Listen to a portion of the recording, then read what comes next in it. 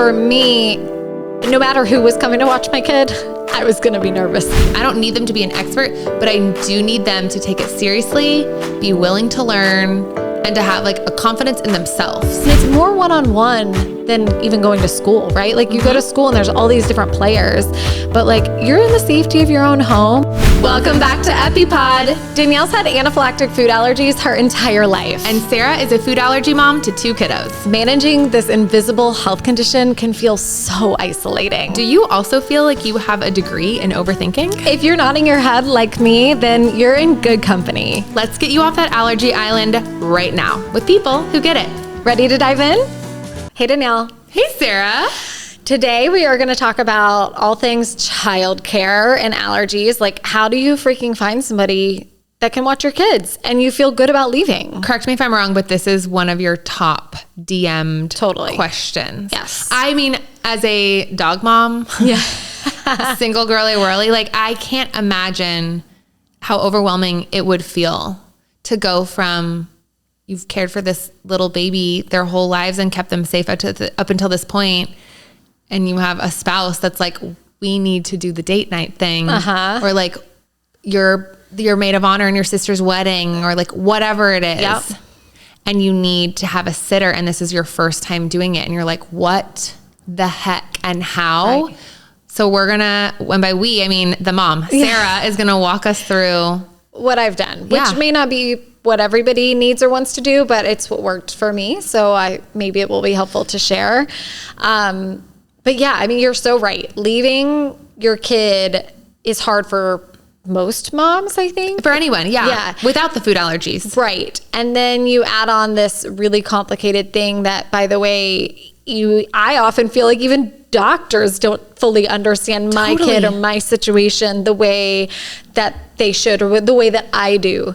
So then it's like, oh, this like teenager down the street, like what? And also it's not just like, oh, if they mess up, they get a tummy ache. Like, yes, no, it's not about like, they have to be perfect. Well, we're humans and we're going to be perfect, but like, you don't get this right, it could end in medical tragedy. Emergency. Yeah. Totally. Medical emergency things. There's no like, there's everything is serious all the time. To me, it feels like impossible. Yeah, it does. Did you feel like the first time you left the boys, and especially with the first time you left Graham with a sitter, like did it feel impossible? Yes. So the first time we left Graham at all, it was obviously before we knew about the allergies and he was just drinking milk. So that was a different story. But I think the first time post allergy diagnosis, when he was eating food and, the stress was kicked in, I think it was with family. And even that was really hard. So I know a lot of people we hear from, they either only leave their kids with family, or they're like, I could never leave mine with my family, because they don't take it seriously the way that a trained professional might, or like someone you're paying to be in your house might. So it really obviously depends on the scenario. But I mean, even you, right? Like you talked before, you love your parents, they're wonderful human beings, and yet they don't give your allergies the respect that you feel like they deserve sometimes. I mean, we're always working through it. Like they are trying so hard. Yeah. Because it's different the way that I want things treated than when I was a kid. Right. And like they were eating trail mix and I was just like always putting Benadryl on my skin. Anyways. No, it's always a conversation with them. But I remember like, even when I was little, my mom would get really upset with my grandparents because they would just give me lime sherbet because this lime sherbet, and you loved it when you were a kid. And my mom was like, she's lactose intolerant. Like you have to come with to the pediatrician with us now because hello, like she has a full body rash. So like, I know my mom dealt with it too. Right. And so I mean, obviously everybody's comfort level, depending on personality and like who's in your life, is going to be different. But for me, no matter who was coming to watch my kid, I was going to be nervous. They weren't going to do it the way I needed or wanted, and was, hyper fixating on all the little details. You can't even enjoy yourself. Yeah. You can't even like, it was really, really hard. And so I guess I would start there and to say, before we get into any of like the tips and tricks or the things I've done, is just to say that like, dude, if you are so anxious about leaving your food allergy child in the hands of anyone else, I've talked to some people who say they're anxious to even leave their child with their husband. I mean, which obviously is challenging for other reasons, you know, but sometimes it's a control thing. Sometimes it's not even the husband's fault. It's like the mom just has such tight, like, control issues. Well, even when we did the marriage episode and Mark joined us, like, Mark is super dad. Yeah. He is amazing. Allergy dad to the max. Yeah. He does the treatment. He does the lunches. He is allergy dad, creme de la creme. Oh yeah. And even he communicated that in that episode. It was one of the first ones, the first guest episodes that we did. Yeah. Just being like, at the end of the day, like, moms carry more. If nothing else, we do it better, do it different. Yeah, I think he did say that. He's like, y'all just are better at this. And it's like, I think there's some biology there, right? Yeah. But yes, he's amazing. And yet he's still like, I know that you carry more. And I know that, like, this is mentally harder for you, not because you're weak, but because biologically, like, your brain needs to protect these children in, like, this super human way. And also, like, you've done it, let's say 850 times. Yeah. He's done it 12 times, not he, Mark, he in general. Yeah.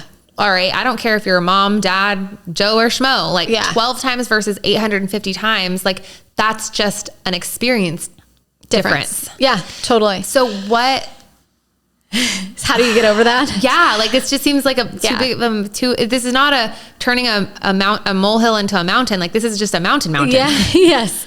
So I think for me, some of it was ripping the Band-Aid, right? Like, we spoke about just a couple sentences ago, like, you have to be a human again, right? At some point, you have to travel for work, or you have to go on a friend date or a date with your husband. These things just have to happen eventually. Take it slow and don't, like, pressure yourself. And there are things you can do when it comes to timing of when you go out, and, like, things that you can do to baby step into the process. But also, like, if this feels really scary, I really believe it feels scary for everyone the first couple of times. So yeah, I mean, so I think it was family for the most part. And I definitely went above and beyond in terms of the resources I left for them. So maybe that we can start there. Well, you know what? Let's backtrack. Okay. Let's start with just where I even found a sitter in the first place. So couple things. We had a sitter, but then we also had a nanny. And I would say that those go hand in hand, right? It's somebody watching your child when you're not there. Right. And so my process, I was not in any circles that, like, people had a nanny that they could recommend. Like, that just wasn't my situation. So I felt like I had to start from scratch. And what that meant for me was I went as far to put something on care.com, Sitter City. There are Facebook groups, and I hate Facebook. We've talked about this before. I despise it. Yet they also have really good group systems, like where they have a nanny board, and there's college kids from UT or wherever that are really good applicants, like people who are very qualified. And so don't be afraid of posting there, like seeking help. And then definitely word of mouth too. I mean, I didn't have anybody immediate in my circle, but just even every conversation you have, basically every one that I had, I would bring up, like, okay, we're looking for this, or like, this is the situation. Do you know anybody, or a friend of a friend, or like ask the neighbors, do you know a girl down the street? Like, just keep it top of mind, top of conversation. And sometimes there is some connection to somebody that's like, oh yeah, we used this girl for 3 years. She went to school, but now she's out, but she's doing her master's, and she could come, like, you're going to start hearing of people. And there's something about knowing somebody through somebody, even if the chain to, what is it? The 10 removed from Kevin Bacon, whatever. Separation. Yeah. Yeah. It's like, it still somehow makes you feel a little more comforted. Yeah. So we actually found our nanny on sittercity.com, which is a really big, broad website of people that you're like, but they do check backgrounds. So it takes off some of the scary bits that aren't even allergy related, but just like, okay, they've had a background check, their CPR, whatever, they verify all that information. So in some ways, again, that's a comfort to me. So that's just a start. That's kind of where I think are the bulk places you can look for people. When I put an ad, because I put an ad on everything, Care, Sitter City, Facebook, and Asked Around. So those 4 places, I did all of that. One of the big things that I would recommend doing that I did was I put in my listing, like, hey, we're looking for a nanny for this or a babysitter for this, like big and bold with asterisks around it. Like, my child has life-threatening food allergies, has to be comfortable handling X, Y, or Z. And like giving an EpiPen? Yeah. Okay. And so for me, as much as I was like, shit, that might scare some people away, it was kind of like when you talk about dating and like, you know, bringing it up and things, or like at a restaurant we've talked about on our Going Out to Eat episode, like, it's a good thing almost to scare certain people away, because you don't want somebody who's going to be fearful of it or dismissive of it to be watching your children. Totally. They don't, I mean, yeah, this is different for kids, but like for me, the gut reaction is like, I don't need them to be an expert in something that they don't have this immune system issue that I do. So like, I don't need them to be an expert, but I do need them to take it seriously, be willing to learn, and to have like a confidence in themselves. Yes. They're not like deer in headlight, giving me the deer in headlight. If they're giving me the deer in the headlight, like I'm calling somebody who is going to have more self-assurance. Totally. And so I think that putting it in the listing or whatever post you put out there, it weeds out people get-go before you even have to talk to them. Yeah. But then definitely in that same point that you just made, that's my next little piece of advice, is similar to how when I go to a restaurant and I ask X, Y, and Z questions about, is it going to be safe for my kid? I want to hear that first impression. How are they going to respond to when I say, you know, they have an EpiPen and, you know, I have a whole sheet of, you know, if there's minor reaction, severe reaction, like I throw everything out there. And again, if they're deer in headlights, if they're afraid, I can see immediately. I can trust my gut and know that like this isn't right. But even more than being afraid, something that rules people out for me is people who think that they got it right away. Totally. Now if you got it right away because you've epied somebody that you babysat for before, by all means, actually, I got like, that gives me maybe a little more confidence. Yes. If you're like, Danielle, can you take Graham to the park? He has severe food allergies. Let me tell you about his EpiPen. I'm like, oh, would you like to see mine? I know that they're different than his because his weight, like you're like, then you have got it. Right. But how many people, when a waiter or a guy is like, oh yeah. I'm like, did you write that down? Yeah, they just, because they're not taking it seriously. Correct. It's not that they're confident because they know what they're talking about. Exactly. They're confident in quotation marks because they don't care. Yeah. Or they're skimming so they can move on. They're impatient. Right. They don't care, or they're putting on airs so that you'll like hire them. Yes. In this case. And that, to me, I mean, maybe I feel like I'm a really good sense of that, like of people. And I think all allergy moms kind of, even if you weren't naturally, like you grow to really get a sense of people as you kind of navigate the journey. And that to me is a big red flag. So if they say something like, oh, wow, that sounds really hard, I would be more than willing to learn. Like, tell me more. Anything like that. Or even if they're honest, like, I've never had experience with that, but I'm happy to learn. And, you know, as long as you tell me what to do, like, I feel confident I can do that. All of those things are big green flags, right? Like that makes me feel better. So just putting it out there and then trusting your gut. Yeah. I think is like a combo bullet number 2 for me. It's the Maya Angelou quote that you said before. Yeah. That when people tell you who they are, listen. Yes. Yeah. Yeah. So when people give you that reaction, don't question it. Right. And even like sometimes it does feel desperate as a mom. You're like, I just need to find somebody. I just need to go get a margarita with my husband. Yes. But obviously nobody takes a chance with their kid's life. So it's like, you just got to keep trucking on, as with a lot of things. So I think that is a big one. The other thing I would say, and this could maybe be like bullet number 3.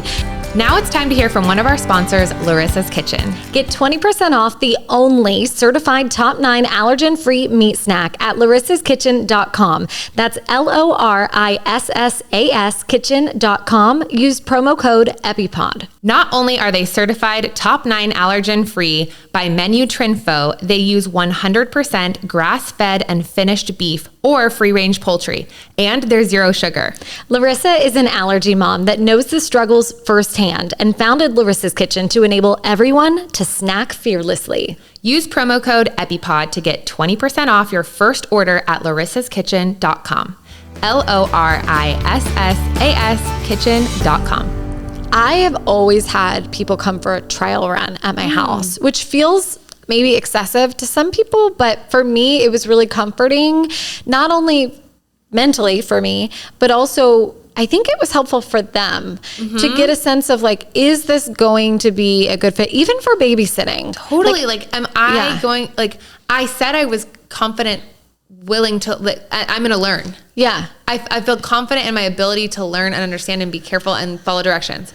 But like, oh my God, now they've left and this kid is hungry. Right. Yeah. What? And like showing them the sheet, right? Like that FARE document where it's like 1 symptom, 2 symptoms, severe, mild, whatever. It's not confusing, but it's also not totally straightforward, and it's a little alarming. The amount of times that I have looked at the FARE document and been like, hey, I'm having 2 symptoms. Let me text Sarah. Yeah. Because it's, I mean, like, yeah, it can be helpful and also make you worried. Think it's bigger than what's actually happening. Yes. And which again, I guess better to overreact than underreact, but epi first, epi fast. There's the benefits outweigh there are no risks, or there are very low risks, all of those things. Yes. However, like if even to a trained eye, that document is scary. Yeah. I agree. And it makes you be like, yes. Am I having 2 symptoms? Because I am having a little bit of impending doom now that I've read this. Right. Totally. And so I think when you sit down with them, and that's kind of another like combined point, is have them over for this trial period, see them interacting with your kids and make sure all the normal stuff is good.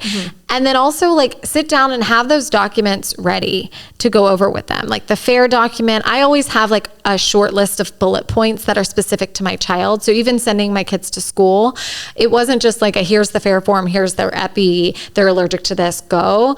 I very much came up with like a specific, not checklist, but bulleted list of here's what we've seen in the past. Here's how, and every reaction's different. I get that. But a lot of times certain people present certain ways. Yeah. Every body is different. And yes. And like little things that are key points that you might verbally say, but I want them to read it over and over again. Like, it does not have to be you're struggling to breathe to use the epi. Totally. And like writing that out, not just seeing the FARE form and kind of guessing and being confused. Like, no, like if they vomit and have hives, we use the epi. And like giving that example in written form. So, but sitting there and going over it with them one by one, and again, just body language, how they're responding to each of those things, what questions they're asking. Like, you will either leave that meeting feeling really good about it, like still nervous, sure, you're going to leave your kid, but like really pretty confident in it, or you're going to be like, maybe we like move on to the next one, you know? So walk me through this. Like, I can imagine how comforting that would be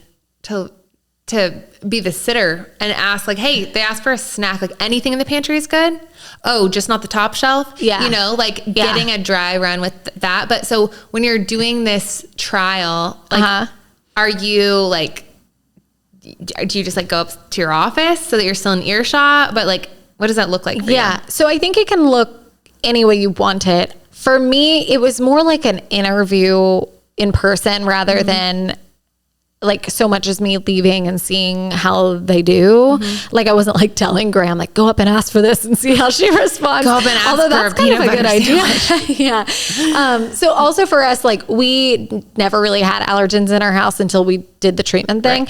Right. So that made it a little easy. Like anything she gave him in the house, like he'd be fine. Yeah. But definitely, yeah, we would in that scenario, like say it verbally, put it on something like sticker things. Like you'd make sure before anyone comes over that there's no way to mess up, you know, like make anything from this bento box that I have prepared. This is for some reason making me think of when Graham this past holiday season at school went up to his teacher and was like, I actually can have dairy now. Yes. And the teacher was like, the heck? Yeah, I know, because we hadn't like given her the. And then he follows up with, except no soft cheeses. And hard cheeses. Oh, no hard cheeses. And she's like, excuse me? Sarah, Graham is saying that he can have dairy except no hard cheeses. Oh, it's so true though. Like, yeah, you have to be very deliberate in your conversations and like give them all of the information. Yeah. And so, yeah, I think for the nanny situation, because I knew it would be more long-term, we did like kind of walk away and like, but still in earshot and see how they like interacted. But allergy wise, it was more like a meeting, a come to Jesus. Like this is the real. And this is what's happened before. And here's all his specific information. Here's what's not okay. Here's what is okay. Like basically like you're sending them to school. I prepared like that for anybody coming into my house. Yeah, I'm exhausted. I know. I'm so tired just listening to you. I can't imagine actually doing this. Yeah. And then on top of that, I would always practice with the epi with them. So like getting out the trainer, and if I had extra and like a piece of fruit readily available, like use the real, like if I was feeling like, okay, this is going well, like I think that I'm going to like say, yes, please come be our nanny or come babysit for us. I would get out the real deal and be like, this is how it feels to use one of your old expired epis on a, piece of fruit because you feel it, you feel the pressure, and it really does feel different than using the trainer. And so, it gives them this sense of like, oh shit, this is real. Like this isn't a toy. Like this is a real needle situation. And again, you watch for their kind of reaction and body language and questions and confidence and it. So I think that is a big helpful tip that I would tell anybody to do. And then, of course, it also takes away the pressure for when they show up. Like every mom knows this feeling of being like, okay, here's this, you're trying to get out the door and it's like, okay, here's their dinner. This is what we're doing here, blah, blah, blah. And it's like, you're trying to get out because you have the reservation or whatever else. And they're following you around the house and you're showing them where the jammy drawer is and like all this stuff. But like, if you're trying to do that and the allergy conversation, it's all too much. It's overwhelming for them. It's overwhelming for you. And it's just not helpful for anyone.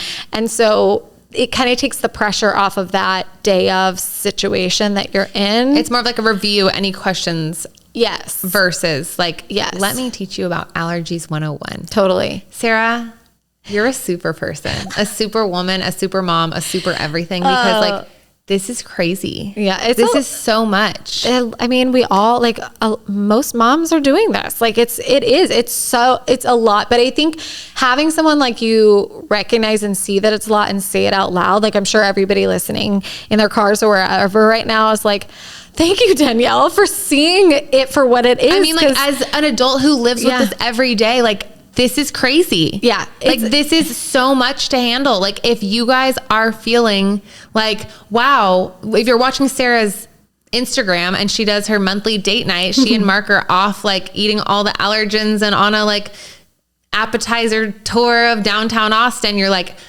I just don't know if I could do that. Like, don't shame yourself because I don't know like how anybody would feel like they could do that. Like you really had to work up to that. Yes. And baby steps, like I said in the beginning, are really important. And I think going back to also something I said before about timing, we started real small in that like we would do all dinner, like be like, they'd need nothing tonight. Like they are full bellies. They need a movie.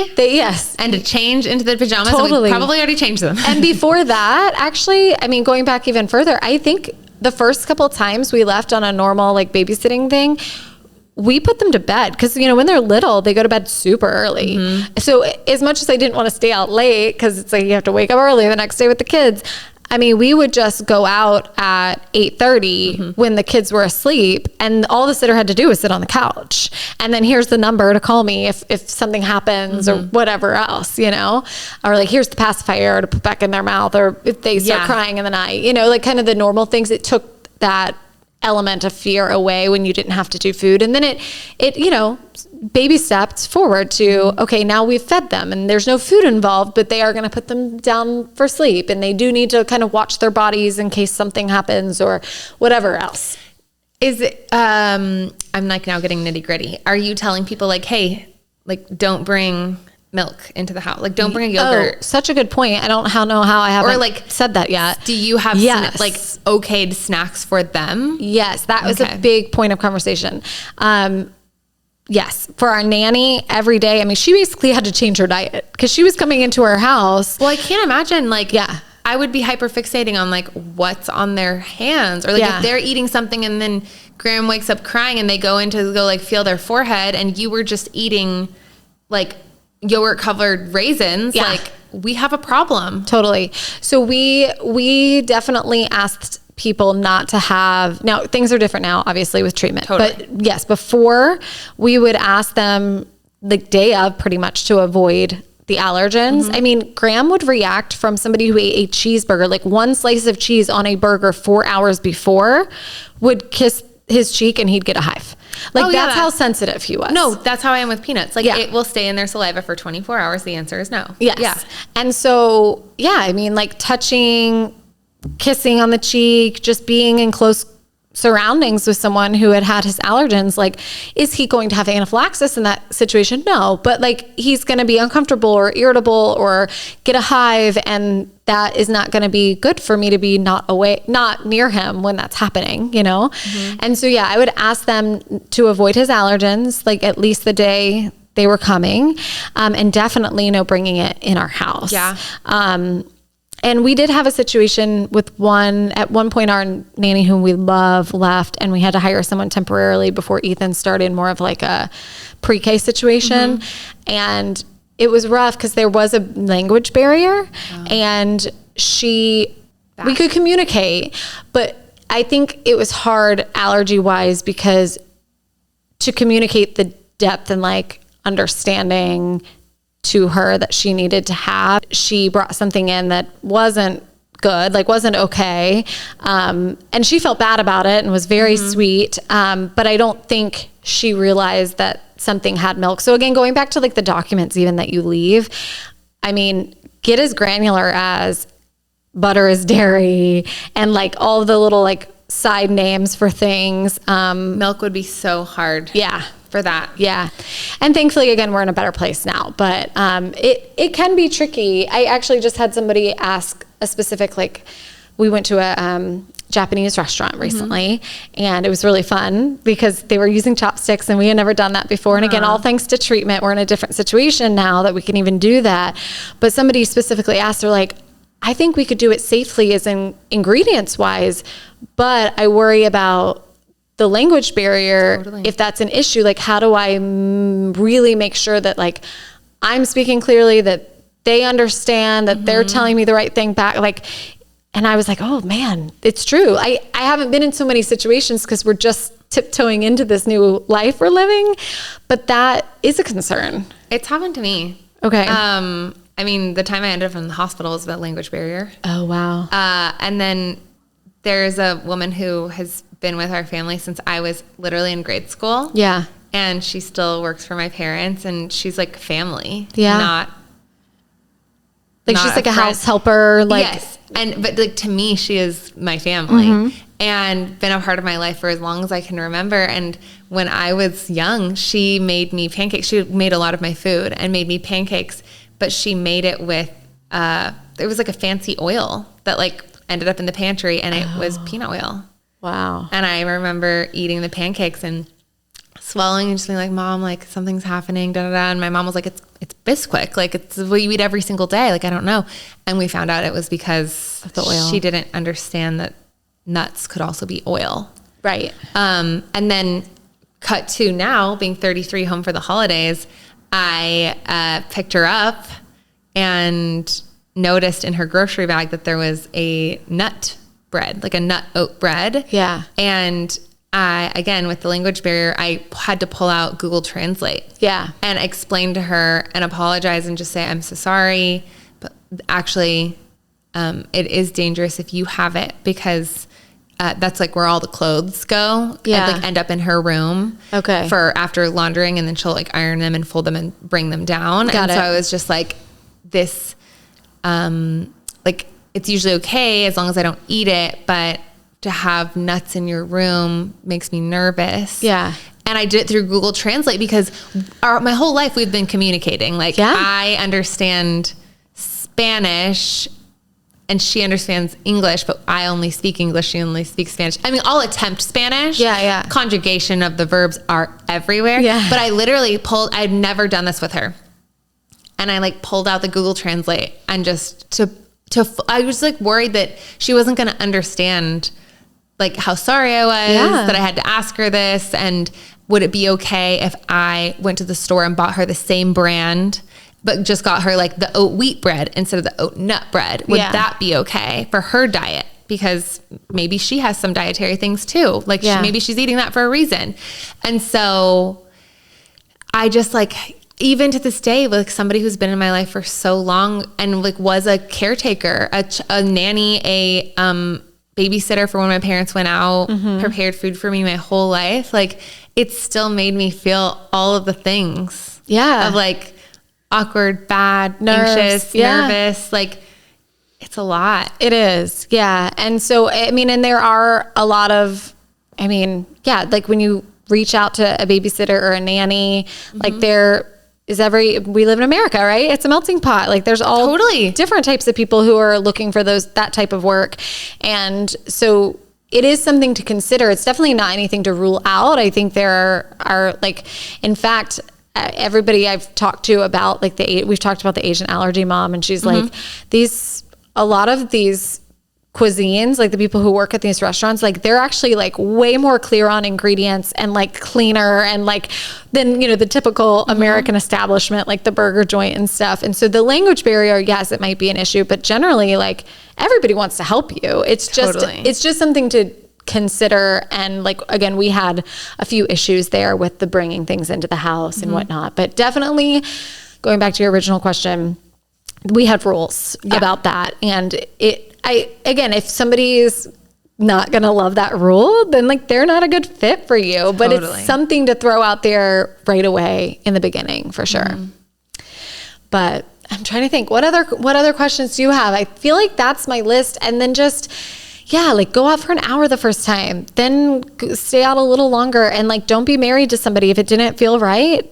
Go through the next person, and it's exhausting and it's a lot of work, but it's worth it to do it. You need to, for your mental health and for your sanity, like do it. And at the end of the day, I always say this on my Instagram page, like you do have the medication, right? Like you're making the biggest calculated risk you can. You're calculating as best you can to take this risk. You've now reduced the risk to like the smallest possible size. So very, very likely nothing is going to happen. You've set yourself up for success by doing all the things we just talked about in this episode. And then you have to just push yourself and do it. And remember that in that teeny tiny itty bitty chance that something were to happen, you have a miracle drug. Epinephrine saves lives nearly every single time it's ever been given to somebody who's having a reaction. Like it works when used correctly, and you have busted your ass to make sure that this person that's watching your kids is going to use it correctly. And it's more one-on-one than even going to school, right? Like you go to school and there's all these different players, but like you're in the safety of your own home. You've selected this person out of a big pool. You've done multiple interviews. You've done the trial run. You've explained everything multiple times. They've tested or used the trainer, tested it for real on an orange. You've had extensive conversation. I mean, all these things have happened. It's time to just help yourself. You know what? I think that we need spoken. If you're listening, Susie, tune in. We need an app or like a column in an app. Where, cause I know like there was like a daughter of a friend of yours, but she was like in tip. She had allergies. Yes. She was in treatment. Yes. She knows about she this. Moved away, because sadly. A lot of these people are, I mean, like babysitters, like the Babysitters Club, like they're not that much older than some of the people they're babysitting. Yeah. So like, how do you like have some of that normalcy that like non-food allergies families have? Like there needs to be something that connects like a senior in high school. If I were a senior in high school, I'd be the perfect babysitter for a 6-year-old with food allergies too. Totally. I would know exactly what it meant to accidentally bring something in my little to-go dinner box that I brought over. I would know the FARE plan. I would know how to use an EpiPen. I would know not to give them something from the top shelf. Like we need to connect these people. That's such a good idea. My Right? gosh. Yeah. Or Somebody like,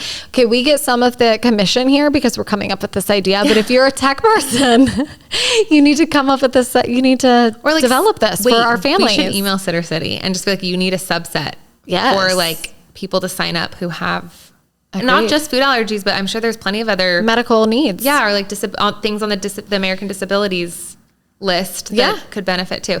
All right. Okay. We have marching orders. We do. Let us know if you have any good tips that have really worked for you or helped you narrow down the pool of applicants or like anything at all that would help other moms.